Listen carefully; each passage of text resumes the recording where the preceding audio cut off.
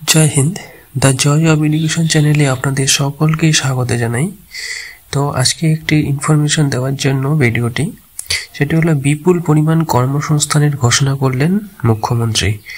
লোকসভা নির্বাচনের প্রাক্কালে নিয়োগ নিয়ে বড়সড় ঘোষণা করলেন মুখ্যমন্ত্রী মমতা বন্দ্যোপাধ্যায়। মুখ্যমন্ত্রীর বক্তব্য থেকে স্পষ্ট যে খুব শীঘ্রই রাজ্যের বিপুল শূন্যপদ পূরণের তোড়জোড় চলছে। সম্প্রতি সেই নিয়ে সুস্পষ্ট বার্তা দিলেন মুখ্যমন্ত্রী। মুখ্যমন্ত্রীর এই ঘোষণার পর মুখে হাসি ফুটেছে চাকরি প্রার্থীদের। ধাপে ধাপে সমস্ত শূন্যপদ পূরণ হবে বলে জানা যাচ্ছে। সম্প্রতি মালদহের একটি সভায় গিয়ে মুখ্যমন্ত্রী মমতা বন্দ্যোপাধ্যায় জানায় যে শীঘ্রই রাজ্যের অনেক স্কুলে শিক্ষক নেওয়া হবে ও পুলিশ বিভাগে কনস্টেবল নেওয়া হবে। শুধু তাই নয়, প্রচুর শূন্যপদে নার্স নিয়োগের ঘোষণাও করেছেন মুখ্যমন্ত্রী।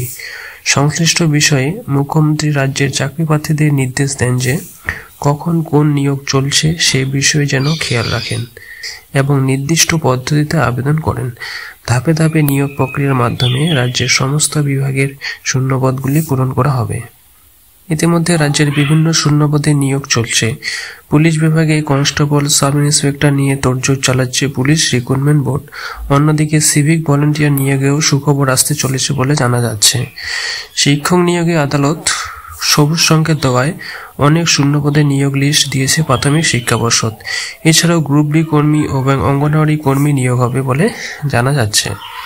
অনেক জেলায় অঙ্গনওয়াড়ি কর্মী নিয়োগের আবেদনও শুরু হয়ে গেছে।